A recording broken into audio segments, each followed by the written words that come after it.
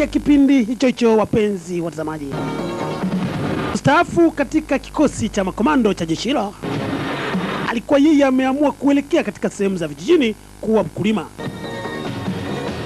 Cheo alichokuwa ameacha nacho kazi huyo mstaafu kilikuwa kinamwezesha kila mara kuwekewa ulinzi katika maeneo yake. Kwa mwingine alikuwa ni Major Dodge.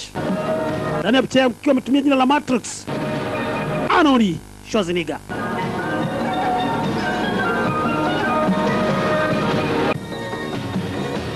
Cheo alichokuwa ameacha nacho kazi huyo mstaafu kilikuwa kinamwezesha kila mara kuwekewa ulinzi katika maeneo yake.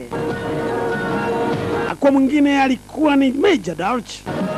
Ndani ya picha mkiwa ametumia jina la Matrix, Arnold Schwarzenegger.